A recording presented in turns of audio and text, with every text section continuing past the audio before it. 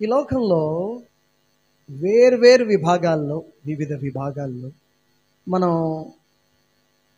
ప్రభావాన్ని చూపిస్తూ ఉంటాం, ప్రతిభను చూపిస్తూ ఉంటాం. అలాగే ఆత్మీయంగా కూడా ఈ లోకంలో ప్రభావం చూపించాలని ఆశపడుతూ ఉంటాం, ఇష్టపడుతూ ఉంటాం. ఆత్మీయంగా కూడా ప్రభావం చూపించాలి అంటే నువ్వు రక్షించబడ్డావు, ప్రభువైన యేసు రక్తం చేత కడగబడ్డావు, పరిశుద్ధపరచబడ్డావు, యేసును వెంబడిస్తూ ఉన్నావు, ఆయన్ని అనుసరిస్తూ ఉన్నావు.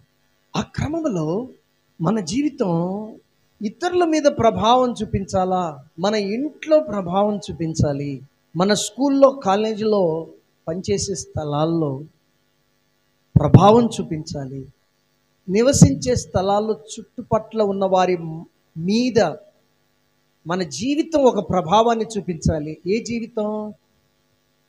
యేసుని వెంబడిస్తున్నాగా ఆ జీవితం ఇతరుల మీద ప్రభావం చూపించాలని ఇష్టపడతాం. అది ఆత్మీయంగా ప్రభావం చూపించటం అంటే. మన జీవితాలు ఇతరుల మీద ప్రభావం చూపించాలి అంటే మనం ఏం చేయాలి? ఈరోజు మనం ధ్యానించుకునే అంశం అది. మనం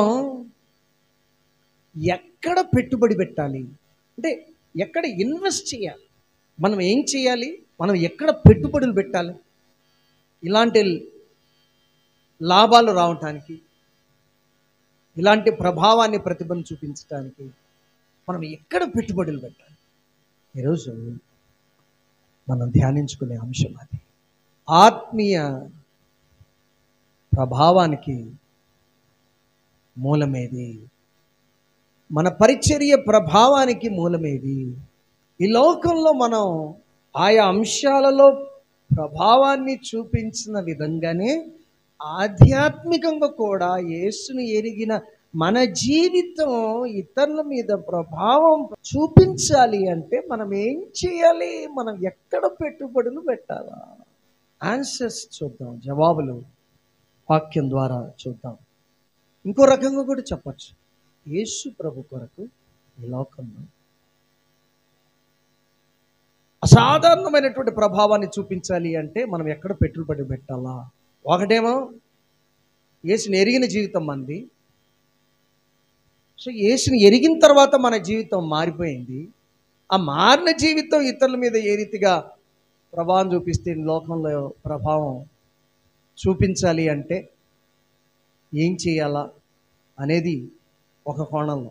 ఇంకొక కోణంలో యేసు ప్రభు కొరకు ఈ లోకంలో సాధారణమైన ప్రభావం చూపించాలి అంటే మనం ఎక్కడ పెట్టుబడులు పెట్టాలా, మనం ఏం చేయాలి? నువ్వు రక్షింపబడినంత మాత్రాన, నీ జీవితం మారిపోయినంత మాత్రాన ఆటోమేటిక్గా నీ జీవితం ఇతరుల మీద ప్రభావం చూపించదు, ఈ లోకంలో ప్రభావం చూపించదు.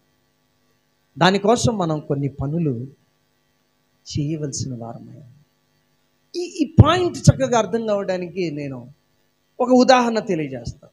నోబెల్ బహుమతి చాలా ప్రెస్టీజియస్ బహుమతి అది ప్రపంచంలో. ఈ నోబెల్ బహుమతి చాలా ఫేమస్ అయింది. అది ఎవరికైనా వచ్చింది అంటే వాళ్ళు చాలా ప్రఖ్యాతి నొందిన వ్యక్తులని అర్థం.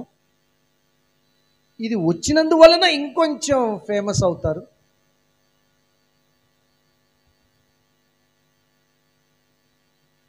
కనుక అంత ప్రఖ్యాతమైంది నోబెల్ బహుమతి. ఈ నోబెల్ బహుమతి ప్రతి సంవత్సరం వేర్వేరు విభాగాల్లో అసాధారణమైనటువంటి ప్రతిభను, ప్రభావాన్ని చూపించిన వారికి ఇస్తూ ఉంటారు. అది మనకు తెలిసిన విషయం. భౌతిక శాస్త్రం, ఆర్థిక శాస్త్రం, సాహిత్యం, వైద్యం, విద్య, శాంతి విషయమై, శాంతి కొరకు కూడా, శాంతి విషయమై వారు చేసిన కృషికి గుర్తింపుగా నాయకులకి ఈ బహుమతి ఇవ్వబడుతూ ఉంది. ఒకరికి నోబెల్ బహుమతి వచ్చింది అంటే ఊరికనే రాదు. ఈ పాయింట్ మనం పట్టుకోవాలి. ఒకరికి నోబెల్ బహుమతి వచ్చింది అంటే ఊరికనే రాదు. అది అనేక సంవత్సరాల తర్బీదు, కృషి, విద్య, ఉన్నత శిఖరాలను అందుకోవాలనే వారి ఆకాంక్ష, దానికోసం వారు చేసే త్యాగాలు,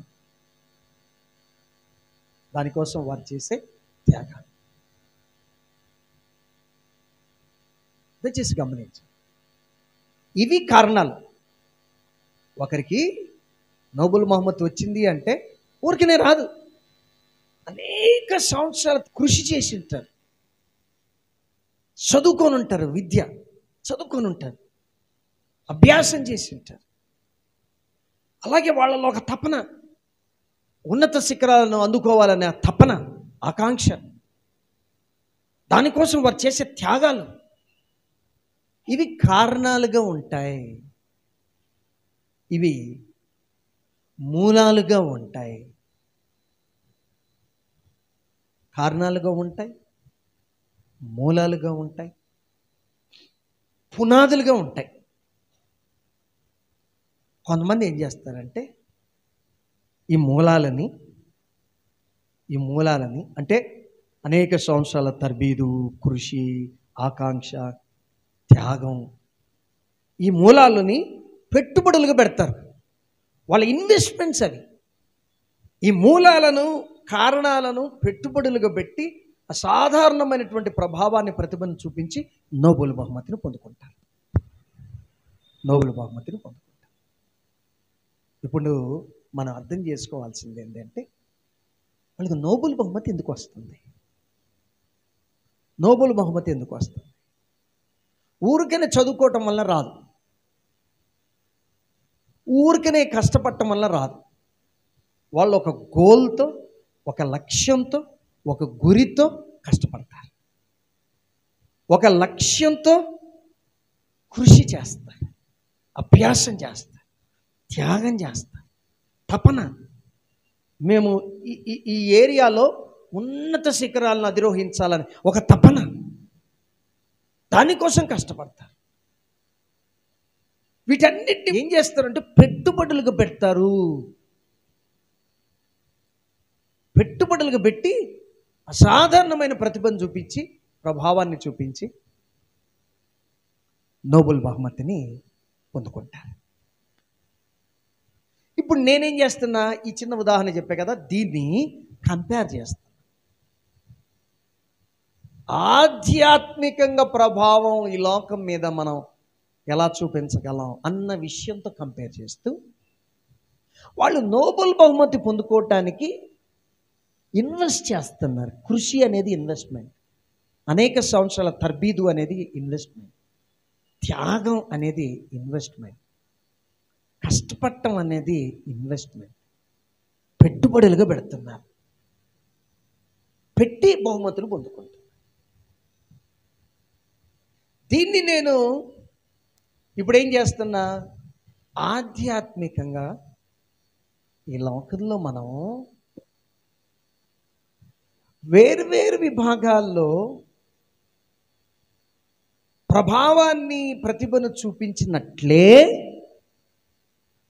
ఆత్మీయంగా కూడా ప్రభావాన్ని చూపటానికి ఇష్టపడతాము.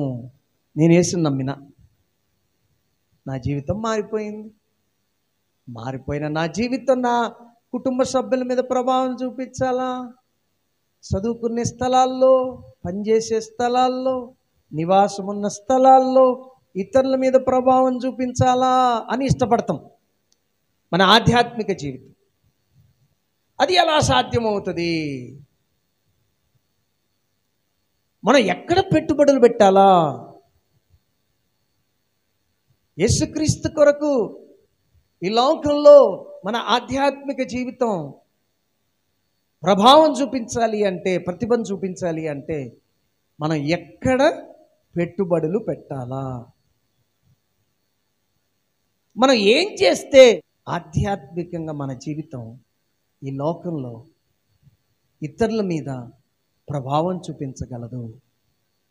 మనం ఏం చేయాలి? ఇప్పుడు నేను ఆన్సర్ చెప్తాను. ఆన్సర్ ఏంటంటే చాలా సింపుల్, అందరికీ తెలిసిందేది,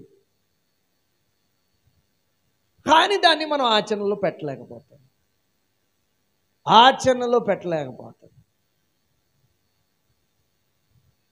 దయచేసి ఈ విషయాన్ని గమనించండి. దానికోసం జవాబు కొరకు, ఈ ప్రశ్నకు జవాబు కొరకు నేను యేసు ప్రభు యొక్క ప్రథమ శిష్యులు, మొదటి శిష్యులు, వాళ్ళు ఏం చేశారు, వాళ్ళు ఎలా ప్రభావితులయ్యారు మనకు బాగా తెలుసు. ఇప్పుడు యేసు ప్రభు యొక్క మొదటి శిష్యులు పేతురు, యోహానులు, యాకోబులు, ఆంద్రేయ, ఫిలిప్పు, బర్తలోమై, తోమా,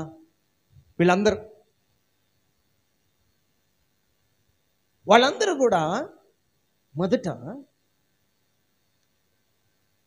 వారు నివసిస్తున్నటువంటి, వారు ఉంటున్నటువంటి యెరూషలేములో యేసు ప్రభు ఆరోహణమై వెళ్ళిపోయిన తర్వాత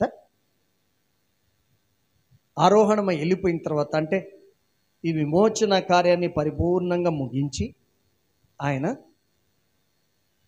పరలోకమునకు ఆరోహణం అయిపోయిన తర్వాత, దయచేసి గమనించండి,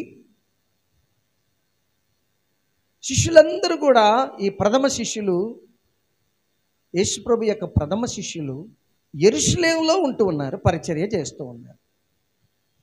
యెరూషలేములో ఉంటూ పరిచర్య చేస్తూ ఉన్నారు. వాళ్ళు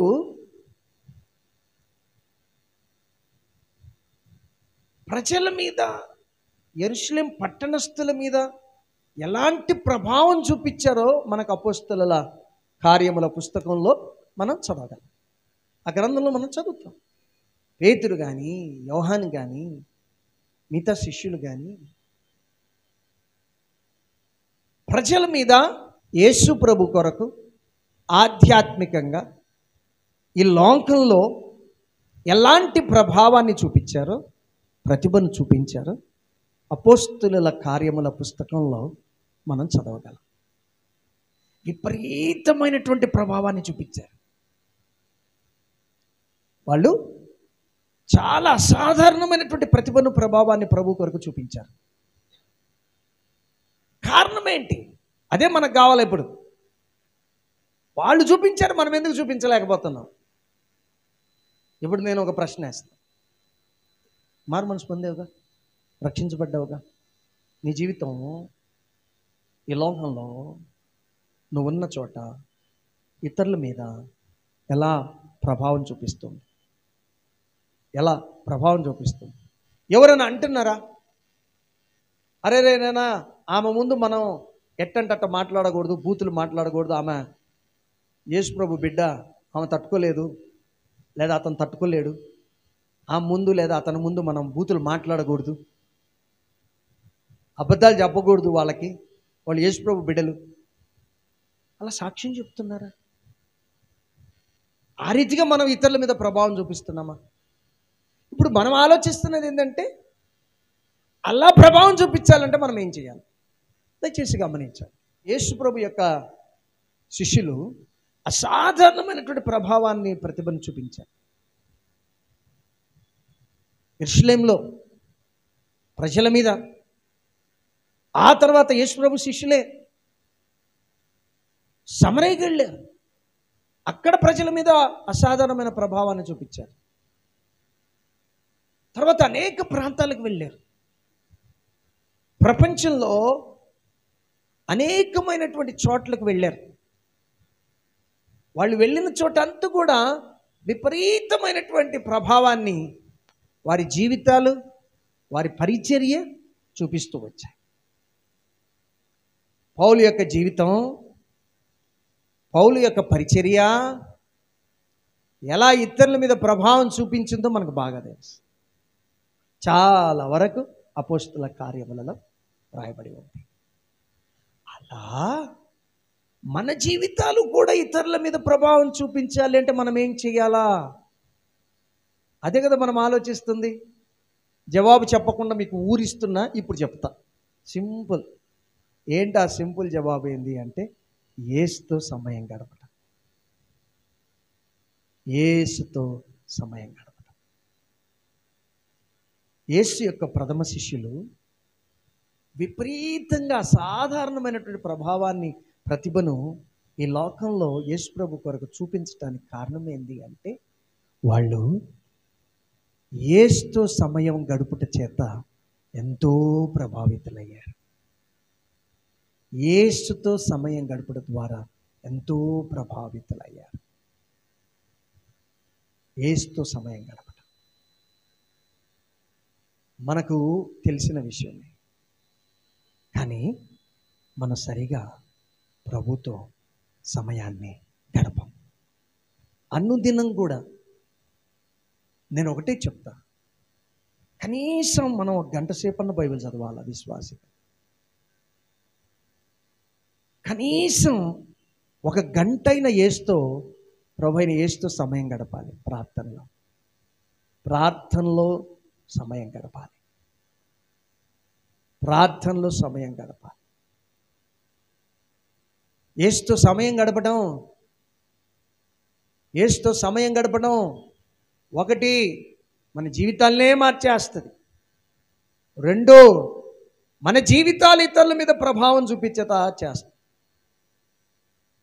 నువ్వు ఇతరుల మీద ప్రభావం చూపించట్లేదు అంటే కారణం ఏంటంటే, నువ్వు సరిగా యేసుతో సమయం గడపట్లే, ప్రభుతో సమయం గడపట్లే.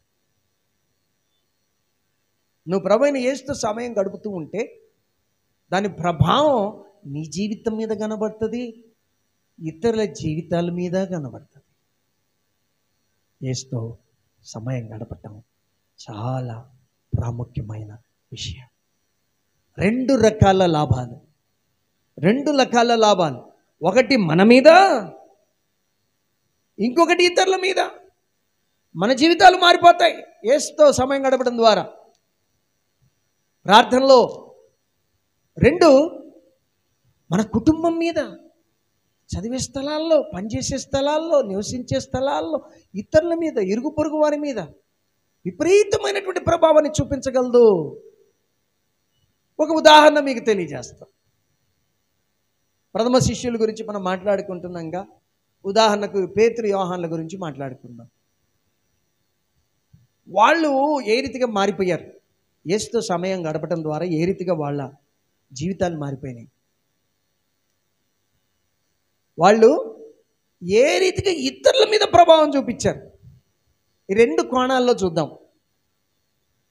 ఇప్పుడు అపోస్తల కార్యం 3వ అధ్యాయంలో మనం గమనిస్తే, అక్కడ దేవాలయం దగ్గర శృంగారం అనే ద్వారం దగ్గర ఒక అద్భుత స్వస్థత కార్యం జరిగింది. ఆడ కుంటి భిక్షకుడు వచ్చి భిక్షం అడుగుతూ ఉండేవాడు.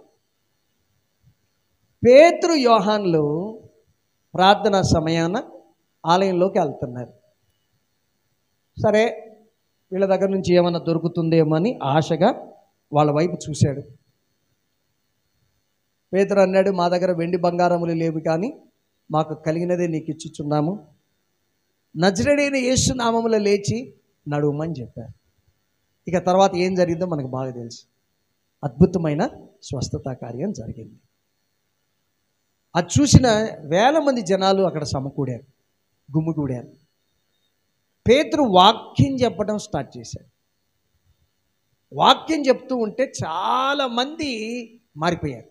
చూడండి ప్రభావం, పేతురు యోహాన్ల ప్రభావం ఒక కుంటి భిక్షకుని మీద కనబడింది, స్వస్థతనుంది.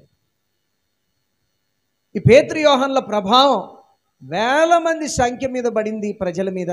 వాళ్ళు మారుమనసు పొందారు. ఆ రోజు 5,000 మంది పురుషులు మారుమనసు పొందారు, ప్రభువుని అంగీకరించారు, ప్రభువుని నమ్ముకున్నారు. 5,000 మంది పురుషులు. ఇది చూసి గిట్టలే చాలామందికి, శత్రువులకి. ఆ గిట్టనోళ్ళు బలవంతంగా మీదికి వచ్చారు, వీళ్ళని పట్టుకున్నారు. యాజకులు, దేవాలయపు అధిపతి, సద్దుకాయలు అనే తెగ చెందిన వాళ్ళు. వీళ్ళని పట్టుకున్నారు బలవంతాన. సాయంత్రం అయిపోయింది, అందుకనే కావలిలో ఉంచారు మరుసటి ఉదయం వరకు. మరుసటి రోజు ఆ యెరూషలేములో పెద్దల సభ, మహాసభ సమకూడింది. అధికారులు గుమిగూడారు, పెద్దలు గుమిగూడారు, శాస్త్రులు గుమిగూడారు, ప్రధాన యాజకులు గుమిగూడారు.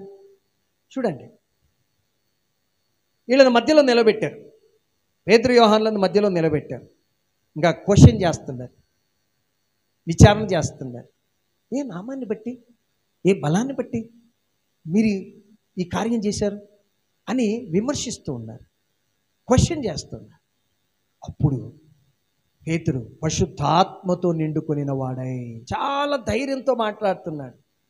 ఇప్పుడు ఈయనకి చదువు రాదు, పామరుడు, సామాన్యుడు, వృత్తి జాలరి వృత్తి, చేపలు పట్టే వృత్తి, అంత సామాన్యుడు. ఇప్పుడు ఎక్కడ నిలబడి ఉన్నాడు? మహాసభ, యూదుల పెద్ద సభ. యూదుల పెద్ద సభలో, మహాసభలో ఎవరు ముందు నిలబడుతున్నారు? మత నాయకులు, పెద్ద నాయకులు, ప్రధాన యాజకులు, శాస్త్రులు, అధికారులు, పెద్దలు. వాళ్ళ మధ్యలో నిలబడి గట్టిగా మాట్లాడుతున్నారు. ఏ నామాన్ని బట్టి మీరు బోధిస్తూ ఉన్నారు, ఈ కార్యం చేస్తున్నారు అని చెప్పినప్పుడు చూడండి, మీ బైబిల్లోకి తొంగి చూడండి. ఏమంటాడు అంటే, చాలా గట్టిగా మాట్లాడుతున్నాడు పేతురు. అంటే ధైర్యంతో మాట్లాడుతున్నారు. మీరందరూ తెలుసుకోవాలా, 10వ వచనంలో ఇశ్రాయేలు ప్రజలందరూ తెలుసుకోవాల్సింది ఏమనగా, చదవండి. మొదటి మాట ఏంది? మీరు సిలువ వేసినట్టు. ఎంత గట్టిగా మాట్లాడుతున్నారు చూడండి. మీరు సిలువ వేశారు కదా, మీరు సిలువ వేసినట్టు మృతుల్లో నుండి దేవుడు లేపిన యేసుక్రీస్తు నామమున, నజరేయుడైన యేసుక్రీస్తు నామమునే మేము ఈ కార్యం చేశాం. ఎంత ధైర్యం కావాలి ఈ మాట చెప్పడానికి? ధైర్యంగా చెప్తున్నారు. రెండో మాట 11వ వచనంలో, మీరు తృణీకరించారు ఆయన్ని. చూడండి, పెద్దల్ని అంటారు, మీరు తృణీకరించారు, ఆయన ఇప్పుడు మూలకు తలరాయి అయినాడు, ఆయన నామమున మేము ఈ కార్యం చేశాం. మూడవ మాట 12వ వచనంలో, మత నాయకుల దగ్గర ఎంత గట్టిగా చెప్తూ ఉన్నారు. ఏమని చెప్తూ ఉన్నారు? మరి ఎవరి వలన రక్షణ కలగదు? ఈ నామమునే మనం రక్షణ పొందుకోవాలా, ఈ నామమునే మనం రక్షణ పొందుకోవాలా, అంతేగాని ఇక మరి ఎవని వలన కూడా, ఏ నామముల మనుషులకి ఇవ్వబడిన, భూమి మీద మనుషులకి ఇవ్వబడిన ఏ నామములో కూడా రక్షణ పొందలేము. స్పష్టంగా మాట్లాడుతున్నాడు. నేను ఒక మాట చెప్పానా? ఎంత ధైర్యంగా, కనీసం వాళ్ళ హృదయాల్లో గుచ్చుకునే 3 మాటలు. ప్రధాన యాజకులు కావచ్చు, అధికారులు కావచ్చు, పెద్దలు కావచ్చు, వాళ్ళ హృదయాల్లో గుచ్చుకునే 3 మాటలు. ఒక రకంగా వాళ్ళకి ఆశ్చర్యం అనిపిస్తుంది నాయకులకి. అరే వీళ్ళేంది ఇట్ట మాట్లాడుతున్నారు? కారణాలు ఏంటి? చూడండి, ఆధ్యాత్మికంగా వీళ్ళు పేతురు యోహానులు కుంటి భిక్షకుని మీద ప్రభావం చూపించారు. వాడు స్వస్థతను పొందాడు యేసు నామంలో. వాక్యం విన్న ప్రజల మీద ప్రభావం చూపించారు. 5,000 మంది పురుషులు మారారు. విచారిస్తున్న, విమర్శిస్తున్న తమ మీద ప్రభావం చూపిస్తున్నారు. గట్టిగా మాట్లాడుతున్నారు, ధైర్యంతో మాట్లాడుతున్నారు. అర్థం కావట్లే. అందుకనే 13వ వచనంలో దీనికి కారణాలు ఏంటి? ఎందుకు వీళ్ళు ఇలా ప్రభావం చూపిస్తున్నారు? ఆధ్యాత్మికంగా ప్రభావం చూపించడానికి మూలాలేంటి? వాళ్ళు ఎక్కడ పెట్టుబడులు పెట్టారు? దానికి కారణాలేంటి? వాళ్ళు ఏం చేసినందువలన ఈ రీతిగా ప్రభావాన్ని చూపించగలుగుతున్నారు? కారణాలు చెప్తున్నారు. 13వ వచనంలో చదవండి. వారు యేసుతో కూడా ఉండిన వారు యేసుతో సమయం గడిపిన వాళ్ళు యేసుతో కూడా ఉన్నాళ్ళు, యేసుతో సమయం గడిపిన వాళ్ళు. అందుకని వాళ్ళ జీవితాలు మారిపోయినాయి. అందువల్లనే వారి జీవితాలు ప్రభావాన్ని చూపిస్తున్నాయి ఈ లోకంలో. దేవుడు మనతో సూటిగా మాట్లాడిన గాక. సోదరి సోదరుడా, యేసు యొక్క ప్రథమ శిష్యులు, ఇక్కడ ఉదాహరణకు పేతురు, యోహాను, విపరీతమైనటువంటి ప్రభావాన్ని చూపించడానికి కారణం ఏంటంటే వాళ్ళు యేసుతో సమయం గడిపారు. వాళ్ళు యేసుతో సమయం గడిపారు. యేసుతో సమయం గడుపు, నీ జీవితం మీద అది ప్రభావం చూపిస్తుంది. ఆ తర్వాత నీ జీవితం ఇతరుల మీద ప్రభావం చూపిస్తుంది. రెండు ఉన్నాయి. రెండు కోణాల్లో దీన్ని అర్థం చేసుకోవాలి. ప్రతిదినం ఒక వ్యక్తి 2 గంటలు దేవునితో సమయం గడుపుతున్నాడా? ప్రార్థనలో దేవునితో సమయం గడుపుతున్నాడా? యేసుతో సమయం గడుపుతున్నాడా? విపరీతంగా దయచేసి గమనించండి, వారి జీవితం ఇతరుల మీద ప్రభావం చూపిస్తుంది. ఇతరుల మీద ప్రభావాన్ని చూపిస్తుంది. కనుక యేసుతో సమయం గడుపు, అది నీ జీవితం మీద ప్రభావం చూపిస్తుంది. అలాగే ఇతరుల మీద ప్రభావం చూపిస్తుంది. నీ జీవితం యేసుతో సమయం గడిపితే అది నీ జీవితం మీద ప్రభావం చూపించి మారిపోతుంది నీ జీవితం. రెండవది, మారిన జీవితం నీ జీవితం ఇతరుల మీద ప్రభావం చూపిస్తుంది. మూలమేంటి? వీటన్నిటికీ కారణాలేంటి? యేసుతో సమయం గడపడం. యేసుతో సమయం గడపడం. నోబెల్ బహుమతి ఎందుకు వస్తుంది? అనేక సంవత్సరాల తర్బీదు, కృషి, విద్య, ఆకాంక్ష, తపన, త్యాగం, ఇవి పెట్టుబడులు. ఆ పెట్టుబడి పెడతారు, నోబెల్ బహుమతి పొందుకుంటారు. నువ్వు పెట్టుబడులు పెట్టు. ఏంటి ఆ పెట్టుబడులు? యేసుతో సమయం గడపడం. యేసుతో సమయం గడిపితే నీ జీవితం మారిపోద్ది. మారిన నీ జీవితం ఇతరుల మీద ప్రభావం చూపిస్తుంది. దేవుడు నీతో సూటిగా మాట్లాడిన గాక.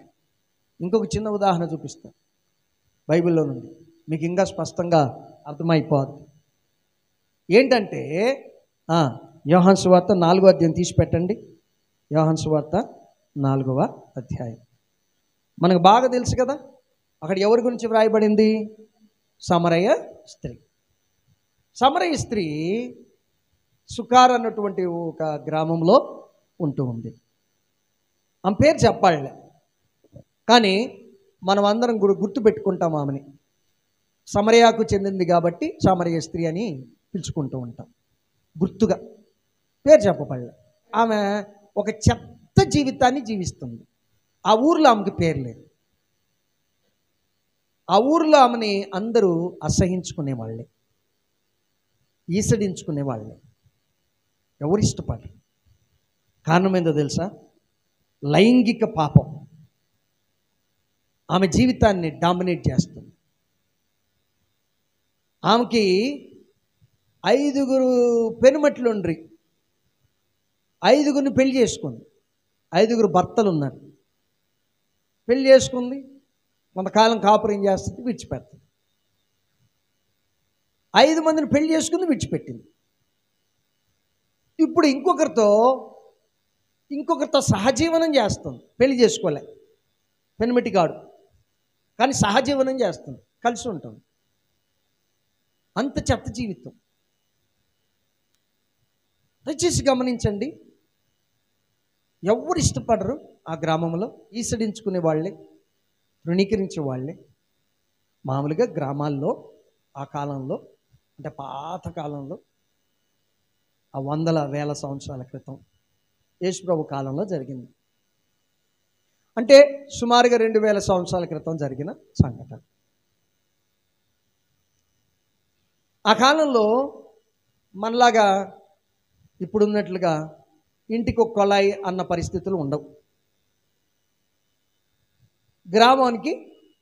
గ్రామం వెలుపల బావి తవ్వించుకుంటారు, బావులు ఉంటాయి. ముఖ్యంగా స్త్రీలు ఉదయం పూట సాయంత్రం పూట నీళ్లు తీసుకొని రావటానికని, మోసుకొని రావటానికి వెళ్తూ ఉంటారు. దయచేసి విషయాలు గమనించండి. ఇది ఉన్న పరిస్థితి. గ్రామం వెలుపల బావులు ఉంటాయి, నీళ్ళ బావులు. స్త్రీలు ఉదయం పూట సాయంకాలం పూట నీళ్లు మోసుకొని రావటానికి, చేదుకోవటానికి అక్కడికి వెళ్తూ ఉంటారు, నీళ్లు పట్టుకొని వస్తూ ఉంటారు. ఆ పనులు కూడా ఎక్కువగా చేసేది స్త్రీలే పాతకాలంలో. గమనించండి,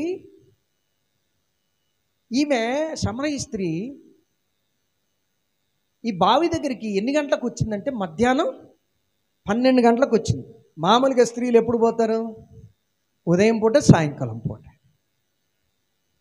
అంటే అర్థం ఏంటి? ఈమె 12 గంటలకు పోయింది నీళ్లు చేదుకోవడానికి అంటే అర్థం ఏంటంటే మిగతా స్త్రీలు అలో చేసేవాళ్ళు కాదు. వారితో పాటు ఉదయం పూట సాయంకాలం పూట నీళ్లు చేదుకోవడానికి తమతో పాటు అనుమతించేవాళ్ళు కాదు. అంత తృణీకరించారు.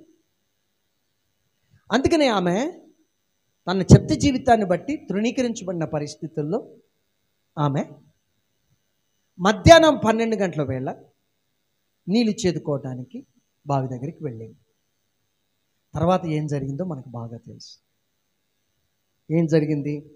యేసు ప్రభుతో సమయం గడిపింది, సంభాషించింది, చాలా మాటలు మాట్లాడింది. యేసు ప్రభుతో సమయం గడుపుతూ సంభాషిస్తూ చాలా విషయాలు తెలుసుకుంది. ఏ విషయాలు తెలుసుకుంది? యేసు ప్రభు ఒక యూదుడని తెలుసుకుంది. ఎందుకు? వేషభాషలను బట్టి ఈజీగా గుర్తుపట్టచ్చు. తర్వాత ఏం తెలుసుకుంది? యాకోబు కంటే గొప్పవాడు అని తెలుసుకుంది. అది యాకోబు బావి. వాళ్ళకి యాకోబు ఇచ్చాడు, పితరుడైన యాకోబు వాళ్ళకి ఇచ్చాడు. కాబట్టి అంటే కిందటి తరము, తర్వాతి తరం అట్టా యాకోబు తన తర్వాతి తరం వాళ్ళకి ఇచ్చుకుంటూ వచ్చాడు. అందుకనే యాకోబు తవ్వించిన బావి కాబట్టి యాకోబు బావి అని పిలువబడుతూ, ఆ తరంలో ఉన్న వాళ్ళకి అది పితరుల దగ్గర నుంచి వచ్చింది కాబట్టి యాకోబు మాకు ఇచ్చాడు అని చెప్పుకుంటుంటాడు. కానీ ఆమె అర్థం చేసుకుంది ఏంటంటే యాకోబు కంటే గొప్పవాడు, యాకోబు కంటే గొప్పవాడు కదా అనే విషయం అర్థం చేసుకుంది. 12వ వచనం చదవండి. ఆ తర్వాత ఏం చెప్పాడు యేసు ప్రభు? అవును, ఏమని చెప్పాడు అంటే, ఈ నీళ్ళు తాగితే దప్పికొంటారు, నేను ఇచ్చే నీళ్ళు తాగేవాడు దప్పికొనడు, కనుక నేను యాకోబు కంటే గొప్పవాడిని అని చెప్తూ ఉన్నాడు ప్రభు ఇండైరెక్ట్గా. అది అర్థమైంది ఆమెకు కూడా. తర్వాత ఇంకొక విషయం గమనిస్తుంది ఆమె. ఏమని? 19వ వచనం.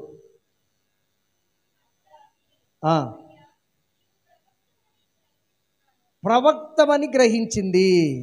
గమనించండి, యేసయ్య ప్రవక్త అని గ్రహించింది.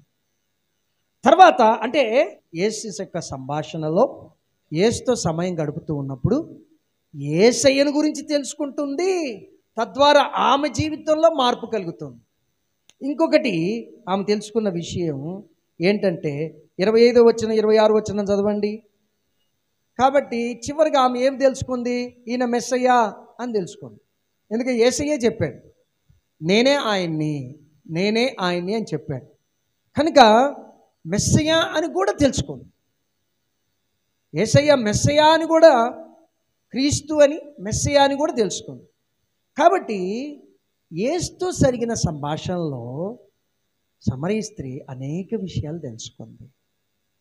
మొదటిది వేషభాషలను బట్టి యేసయ్య యూదుడని తెలుసుకుంది. రెండవది ఆయన సంభాషణ మాటలను బట్టి యాకోబు కంటే గొప్పవాడు అని తెలుసుకుంది. మూడవది ప్రవక్త అని తెలుసుకుంది. ఎందుకు? నీకు 5గురు పెనిమిట్లు ఉండ్రి, ఇప్పుడున్నవాడు నీ పెనిమిటి కాడు, ఈ విషయాలు చెప్పినందువలన ప్రవక్త అని గ్రహించింది. చివరిగా మెస్సయ్యగా గుర్తించింది, తెలుసుకుంది. యేసయ్యతో మాట్లాడుతూ ఉంటే, యేసయ్యతో సంభాషిస్తూ ఉంటే యేసయ్యని గురించి ఎక్కువగా తెలుసుకుంటాం. అది ఇంకొక లాభం. కనుక ఇప్పుడు 3 లాభాలు మనం తెలుసుకుంటూ ఉన్నాం. యేసయ్యతో సమయం గడపటం అనేది ముఖ్యం. యేసయ్యతో సమయం గడిపితే 1 యేసయ్యని గురించి తెలుసుకుంటాం ఎక్కువగా. 2 అది నీ జీవితం మీద పడి నీ మీద ప్రభావం చూపిస్తుంది. ఏం మారిపోతుంది. ఏమి నమ్ముతుంది, మెస్సయ్యని నమ్ముతుంది, యేసయ్యని నమ్ముకుంటుంది. యేసయ్యతో సమయం గడిపితే దాని ప్రభావం నీ జీవితం మీద కనబడుతుంది. ఈమె మారిపోతుంది, ఈమె నమ్ముతుంది. అందుకని ఏం చేస్తుంది? కుండ విడిచిపెట్టింది. తీసుకొని వచ్చిన కుండ బావి దగ్గర విడిచిపెడుతుంది. పరిగెత్తుకుంటూ ఊర్లోకి పోతుంది. ఎంత మారిపోయిందో చూడండి. ఏం పట్టించుకోవట్లే. వాళ్ళు నన్ను తృణీకరించారు, అసహించుకుంటున్నారు, కనుక వాళ్ళ దగ్గరికి నేను పోకూడదు, ఎందుకంటే వాళ్ళు నన్ను వెలివేశారు, ఇవేం ఆలోచించట్లే ఆమె. పరిగెత్తుకుంటూ వాళ్ళ దగ్గరకు పోతుంది. చెప్తుంది, నేను చేసినవన్నీ నాతో చెప్పిన మనుషుని వచ్చి చూడుడి, ఈయన క్రీస్తు కాడా, ఈయన క్రీస్తు కాడా, క్రీస్తు కాడా. తర్వాత ఏం జరిగింది? ఆ మాటలు విని వేరే విషయాలు అయితే వినేవాళ్ళు కాదు. మెస్సేజ్ గురించి మాట్లాడుతుంది కాబట్టి, ఆమె క్రీస్తు గురించి మాట్లాడుతుంది కాబట్టి విన్నారు వాళ్ళు. విని ఊర్లో నుంచి లేచి బయలుదేరి యేసయ్య వద్దకు వచ్చి చూడిరి. తర్వాత ఏం జరిగింది చూడండి. ఆమె యేసుతో సమయం గడిపింది. కనుక యేసుతో సమయం గడిపినందువలన యేసు ప్రభుని గురించి ఎక్కువగా తెలుసుకుంది. 1, 2 ఆ విషయం యేసుతో సమయం గడపటం ఆమె మీద ప్రభావం చూపించింది. ఆమె మారిపోయింది. 3 ఇప్పుడు మారిన ఆమె జీవితం ఊరి ప్రజల మీద ప్రభావం చూపిస్తుంది. ఊరి జనుల మీద ప్రభావం చూపిస్తుంది. ఆ అమ్మాయి ఊరి జనులతో మాట్లాడుతుంది. ఈయన క్రీస్తు కాడా, నేను చేసినవన్నీ నాతో చెప్పాడు, ఈయన క్రీస్తు కాడా అని చెప్పడం ప్రారంభించారు. అనేకులు యేసు దగ్గరకు వచ్చారు. వచ్చిన తర్వాత ఏం జరిగింది? అనేకులు నమ్మటం ప్రారంభించారు. 39వ వచనం చదవండి. ఆమె ఊరి మీద ప్రభావం చూపిస్తుంది, ఊరి ప్రజల మీద ప్రభావం చూపిస్తుంది. యేసయ్య కొరకు ఈ లోకంలో ప్రభావం చూపించాలంటే మనం ఏం చెయ్యాలా, ఎక్కడ పెట్టుబడులు పెట్టాలా, ఇదే కదా ఆలోచిస్తుంది. మనం సింపుల్గా యేసయ్యతో సమయం గడుపు, ఈ లోకంలో ప్రభావం చూపిస్తావు. సమరయ స్త్రీ యేసయ్యతో సమయం గడిపింది. సమరయ గ్రామంలో అనేకుల మీద ప్రభావం చూపించింది. యేసుతో సమయం గడపటం ఆమె మీద ప్రభావం చూపించింది. ఆమె మారిపోయింది. మారిన ఆమె జీవితం ఊరి జనాల మీద ప్రభావం చూపించింది. వారు మారినారు, అనేకులు మారినారు. అదే కదా అక్కడ 39వ వచనంలో, నేను చేసినవన్నీ నాతో చెప్పినని సాక్ష్యం ఇచ్చిన సమరయ స్త్రీ యొక్క మాటను బట్టి ఆ ఊర్లో సమరయులలో అనేకులు ఆయన యందు విశ్వాసం ఉంచిరి. వీటన్నిటికి మూలమేంటి చెప్పాలా ఇప్పుడు మీరు? వీటన్నిటికీ మూలమేంటి? యేసుతో సమయం గడపటం. యేసుతో సమయం గడుపు. ప్రియ సోదరి సోదరుడా, ప్రతిదినం కూడా యేసయ్యతో సమయం గడుపు, ప్రభుతో సమయం గడుపు. ఇదే మూలం. ఇక్కడ పెట్టుబడులు పెట్టు, ఎక్కడో కాదు పెట్టుబడులు పెట్టాల్సింది. ప్రతిరోజు మనం పెట్టగలం, ప్రతి పూట పెట్టగలం పెట్టుబడులు. ఈ అంశంలో యేసుతో సమయం గడుపు. యేసుతో సమయం గడిపితే 3 లాభాలు ఫైనల్గా చెప్తున్నా. 1, యేసు ప్రభుని గురించి ఎక్కువగా తెలుస్తుంది. 2, అది నీ మీద ప్రభావం చూపిస్తుంది, నువ్వు మారిపోతావు. 3, మారిన నీ జీవితం ఇతరుల మీద ప్రభావం చూపిస్తుంది, వాళ్ళు కూడా మారిపోగలరు. కనుక నీ జీవితం ఈ లోకంలో ప్రభు కొరకు అసాధారణమైన ప్రభావాన్ని ప్రతిభను చూపించాలి అంటే యేసుతో సమయం గడుపు. నిజంగా చెప్పాలి అంటే యేసయ్య సేవలో విద్య తర్బీదు కూడా విలువైనవే. కానీ యేసు సన్నిధిలో గడిపిన సమయంతో పోలిస్తే ఆ స్థానాన్ని వేరేది ఏది కూడా ఆక్రమించలేదు. కనుక ఈ లోకంలో మనం ఏదైనా ప్రభావం ఆధ్యాత్మికంగా చూపించాలి అంటే దానికి మూలం యేసయ్యే. యేసు సమయం గడపటమే. కాబట్టి మనం చూపించగలిగిన ప్రభావానికి మూలమైన యేసయ్యతో ఎంతసేపు సమయం గడుపుతున్నాం? అది ఈరోజు మన ముందు ఉండే ప్రశ్న. ఈ లోకంలో ఈ జీవితంలో ప్రభు కొరకు ఏదైనా ప్రభావం చూపించాలంటే యేసయ్యతో సమయం గడుపు. యేసయ్యతో సమయం గడుపు. 1, యేసయ్యని గురించి ఎక్కువగా తెలుసుకుంటావు. 2, నీ జీవితం మీద ప్రభావం చూపిస్తుంది, అది నువ్వు జీవితం మారిపోద్ది. 3, మారిన నీ జీవితం ఇతరులను మారుస్తుంది. కాబట్టి దీనంతటికీ మూలం యేసయ్యతో సమయం గడపటమే.